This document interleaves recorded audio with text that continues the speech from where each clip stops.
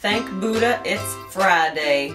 I release my weekly video every single Friday, and that is actually strategic.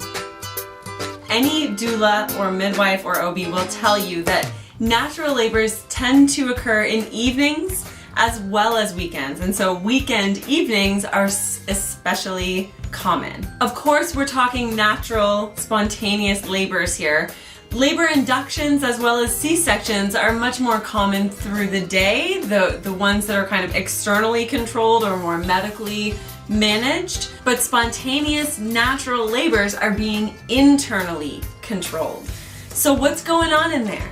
Well, first of all, we need to do a really quick recap for the hormone physiology in labor and understanding how stress hormones like cortisol are going to impact your labor hormones like oxytocin.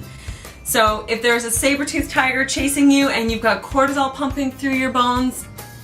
That was weird.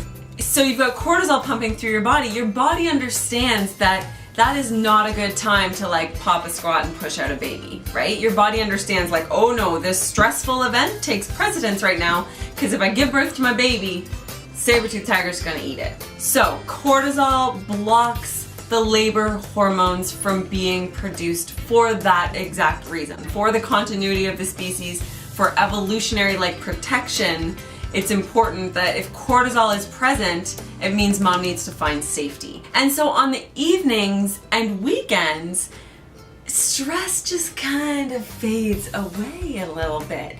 And we can unwind a little bit more and we can spend time with loved ones. That also builds oxytocin. We often will sit with lower lighting. We'll read a book. We'll take a bath. We'll go for a walk. We'll have a nice dinner. Making it more likely that you're going to go into labor in that kind of a vibe instead of like busily rushing around doing errands. And specifically with oxytocin, like so many hormones, it runs in a kind of cyclic manner.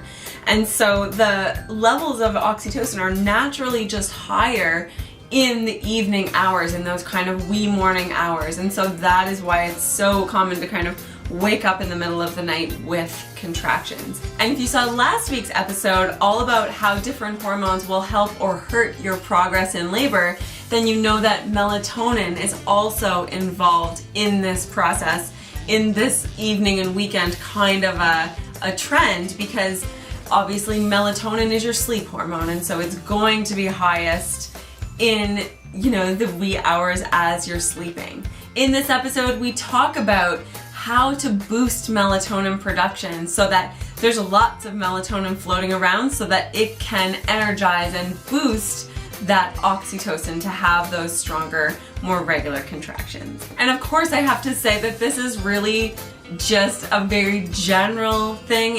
You could go into labor at 2 p.m. You could go into labor at 8 a.m.